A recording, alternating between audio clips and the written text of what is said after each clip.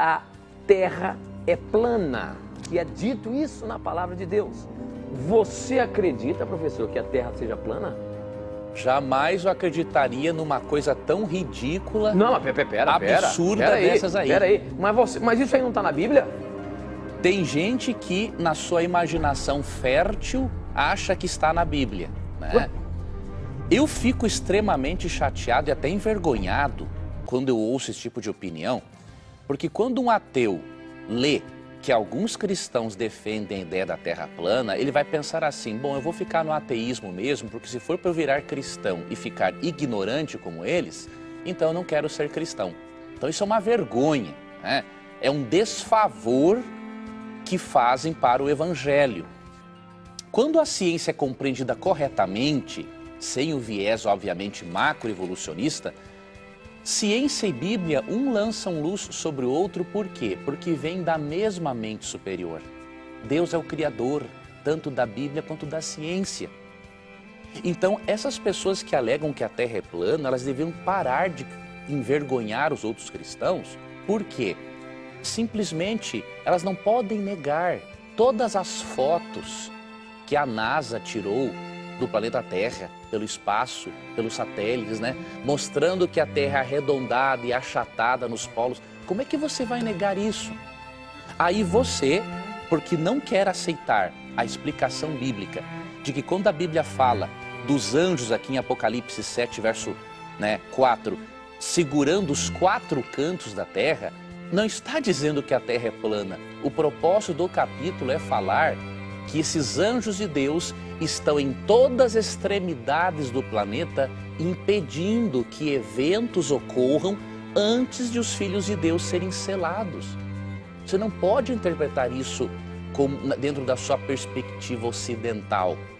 Além do mais, o próprio profeta Isaías, aqui no capítulo 40, verso 22, ele já menciona, né, que a Terra tem uma forma que não é obviamente plana, né? Ele se assenta no seu trono acima da cúpula da terra. Na Almeida atualizada, ele está acima da redondeza da terra, cujos habitantes são pequenos como gafanhotos. Veja, a Bíblia não é um livro científico. A Bíblia contém antecipações científicas, mas a Bíblia não é um livro científico. O propósito da Bíblia é mostrar para nós a ciência da salvação. E quando a Bíblia nos mostra a ciência da salvação, ela não entra em contradição com as descobertas científicas que são livres de pressupostos tendenciosos, ok? Então, meu amigo, por favor, eu lhe peço em nome de Cristo, não espalhe essa bobagem. E o problema é o seguinte, eu uma vez ouvi uma frase que diz assim, que a ignorância é atrevida, e é verdade. O indivíduo é ignorante no assunto e ele é atrevido. Ele bate nos outros por meio de palavras que não creem como ele pisa o significado correto do texto bíblico, ele pisa na ciência e quer fazer isso em nome da religião. Uma verdadeira vergonha. Eu creio que todo pastor de igreja séria deveria disciplinar eclesiasticamente pessoas que fazem uma barbaridade dessas, que ficam afastando os ateus mais ainda da Bíblia, por causa dessas opiniões absurdas. Você escreveu perguntando se Apocalipse 1, versículo 7, provaria que a Terra é plana. E essa dúvida está surgindo muito hoje por causa da internet. As pessoas ficam pesquisando teorias conspiratórias e acabam regredindo aos tempos antigos, quando as pessoas acreditavam que a Terra era plana como uma pizza e apoiada sobre elefantes ou sobre uma grande tartaruga que ficaria viajando pelo espaço. A passagem de Apocalipse 1:7 diz que Cristo vem com as nuvens e todo olho o verá. E aí você pergunta se isso poderia ser visto como uma evidência de que a Terra seria plana. Porque, afinal de contas, como é que todo olho poderia ver Cristo descer dos céus se metade dos olhos do planeta estivessem do outro lado de uma Terra esférica? Só faria sentido isso com uma Terra plana, quando todos poderiam olhar para cima e ver a mesma cena. Pelo jeito você foi seduzido por essa teoria conspiratória e não apenas ficou nas tentativas de comprovação usuais que as pessoas que acreditam nela usam, né? Mas você tentou usar a Bíblia para comprovar a teoria. Toda teoria conspiratória, ela traz elementos intrigantes, elementos sedutores, e algumas são verdadeiras obras de arte na maneira como elas grudam nas pessoas e como elas criam também adeptos fiéis que podem brigar pela ideia. Mas se você fizer uma simples pergunta, irá perceber o quanto essas teorias são vazias de significado prático. Quer ver? A pergunta é a seguinte: em como isso vai mudar a minha vida quando eu acordar na segunda-feira para ir trabalhar? Se a Terra é plana ou a Terra é um globo, isso vai alterar o quê? Teorias conspiratórias, elas viciam, porque é impossível você amarrar suas pontas, e aí gera sempre aquela discussão. Ok, você não pode provar que seja assim, mas você também não pode provar que não seja assim. E elas também satisfazem aquela necessidade humana que surgiu no Jardim do Éden de apontar o dedo e culpar alguém pela desgraça. Nós temos esse hábito. Adão culpou Eva e o próprio Deus, que deu a ele uma esposa, quando ele disse assim: a mulher que tu me deste por companheira, ela me deu da árvore e eu comi. Eva, daí foi a sua vez de culpar a serpente. A serpente me enganou e eu comi. Isso está em Gênesis 3, 12 a 13. Assim, as teorias conspiratórias, elas vão ter sempre um culpado. Elas vão culpar os bancos, a CIA, o FBI, a indústria de medicamentos, o McDonald's, os reptilianos que estão invadindo a Terra, a NASA. A lista é interminável. Um adepto das teorias conspiratórias, ele tem algo de adolescente, né? Ele se sente um Homem-Aranha lutando por uma causa, um salvador da espécie humana. E aí o seu ego é alimentado com isso. Apesar de correr o risco de perder amigos, perder emprego e às vezes até o cônjuge, ele se sentirá incluído e aceito dentro do seu pequeno clube de teoristas conspiratórios. Afinal, no desfile dos bilhões de habitantes do planeta, eles serão os únicos marchando com o passo certo. Se você cair na rede de uma teoria conspiratória, vai se sentir ativo e motivado nas suas investigações. Mas qualquer pessoa com um mínimo de bom senso vai enxergar você como um cão correndo atrás do próprio rabo. Do ponto de vista médico, um teorista de conspirações, ele pode cair nessa rede por sofrer de alguma disfunção, como ansiedade, paranoia, psicose, ou então desenvolver sintomas decorrentes da sua nova mania. Alguns destroem relacionamentos quando mergulham nessa onda. Portanto, encare a obsessão por teorias conspiratórias como uma droga, sem a qual você acha que não pode viver. Não trate esse problema como algo inofensivo, não. Pessoas em estágio avançado de envolvimento com uma teoria conspiratória não são muito diferentes dos seguidores fanáticos de alguma seita religiosa. Eventualmente, eles podem chegar até a cometer algum crime ou arrastar a família atrás de si para viver em alguma gruta, numa montanha, tentando evitar que eles, o inimigo, possa alcançá-los. Se você já passou por diferentes fins do mundo, como o bug do milênio, o calendário maia e coisas semelhantes, deve conhecer alguém que destruiu a família indo atrás dessas coisas. Muita gente, na última dessas sessões de fim de mundo, muita gente largou emprego, largou tudo, largou família, tudo, se enfiou no meio do mato, foi para Alto Paraíso de Goiás esperar o fim do mundo. Muita gente que entrou nessa. A coisa fica ainda mais séria quando se tenta usar a Bíblia para fundamentar uma teoria conspiratória como essa da Terra plana que você citou. O versículo que deu origem à sua dúvida pode ser facilmente explicado com um pouco de conhecimento de profecia bíblica. Vamos ver. Eis que vem com as nuvens e todo olho o verá, até os mesmos que o traspassaram. E todas as tribos da terra se lamentarão sobre ele. Sim, amém. Apocalipse 1, versículo 7. É verdade, sim, que todo olho o verá, até mesmo os que o traspassaram. Mas isso não significa que acontecerá de forma simultânea. Ele virá sim com as nuvens do céu, como os discípulos o viram subir quando estavam no Monte das Oliveiras, quando se despediram dele. Mas aí se dará um processo gradual de comparecimento de todos à sua presença. Se você ler Mateus 25, você verá que isso é o que é chamado de julgamento das nações, com base no modo como elas se comportaram em relação aos seus pequenos irmãos, ou pequeninos irmãos, que são os judeus. Olhando o panorama completo da profecia, você percebe que diferentes juízos estarão caindo em diferentes partes do mundo nesse momento da vinda de Cristo. A dificuldade dos teoristas da Terra plana está por terem tirado nota baixa em redação e interpretação de texto, ou então porque não sabem diferenciar linguagem poética, analogias, coisas desse tipo. Ou ainda por perderem de vista o fato de que muitas passagens na Bíblia descrevem as coisas do ponto de vista humano, de quem está na terra, com o pé no chão, debaixo do céu. Como o próprio livro de Eclesiastes repete várias vezes, né? Debaixo do céu. Por isso, nós dizemos aqui na terra que o sol está subindo ou descendo no horizonte, não é assim? É uma maneira de a gente se expressar, porque é o que a gente vê, quando na verdade é a terra que está girando, né? A gente aprendeu isso na escola. Mas aí talvez algum adepto da teoria da terra plana e dessas coisas me escreva insistindo que a terra é plana e não gira. Já estou até esperando.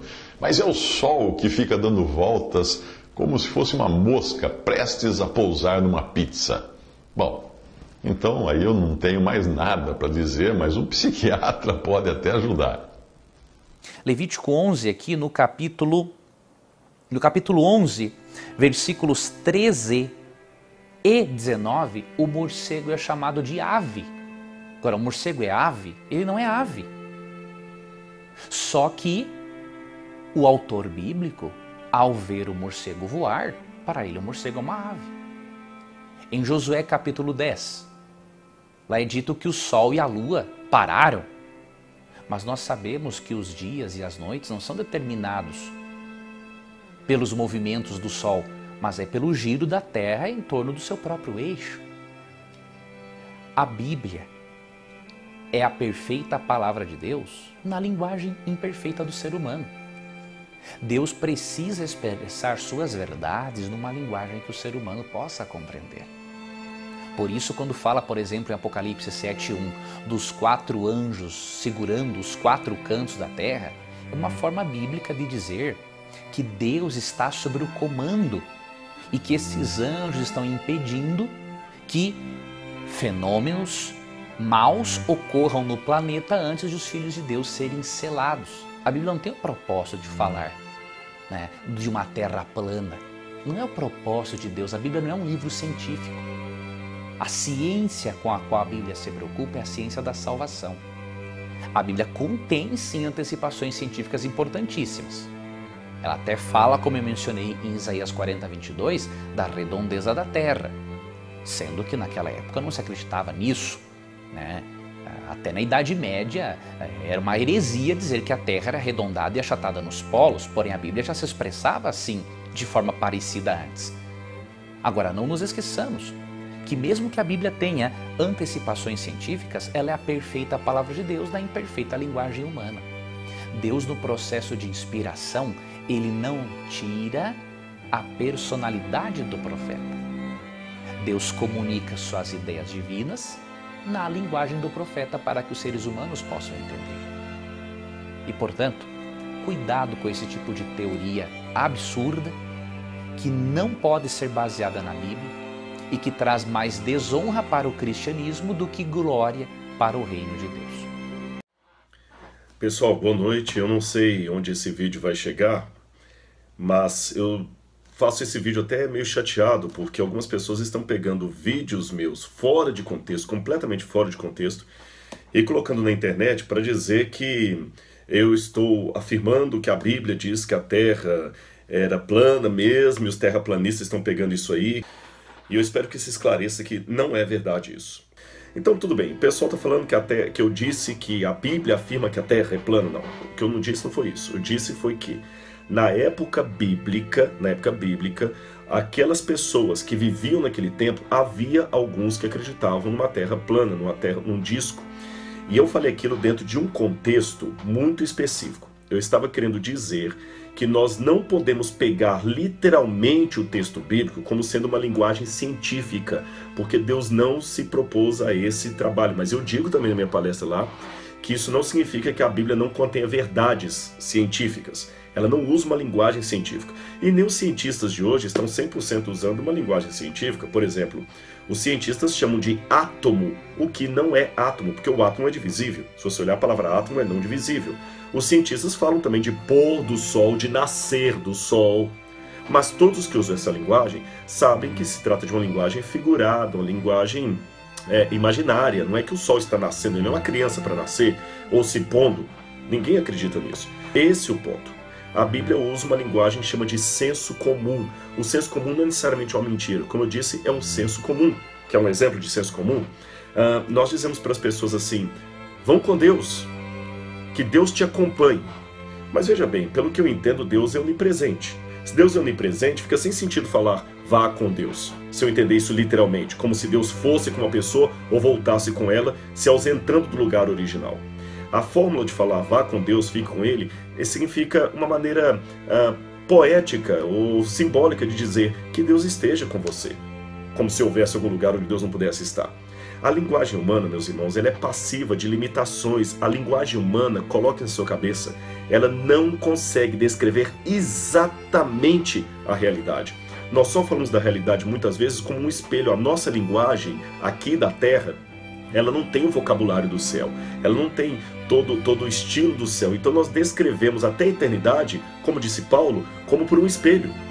Agora, o que é a Bíblia? É Deus usando essa linguagem humana para comunicar as suas verdades. Eu gosto de usar uma frase que Deus fala com sotaque humano. Se Deus na Bíblia fala com sotaque humano e o sotaque humano é imperfeito, Deus vai usar uma linguagem imperfeita.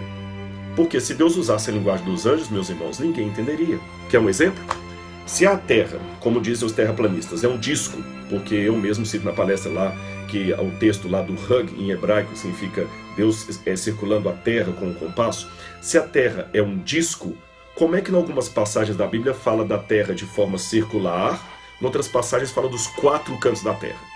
A Terra é um disco ou é um quadrado?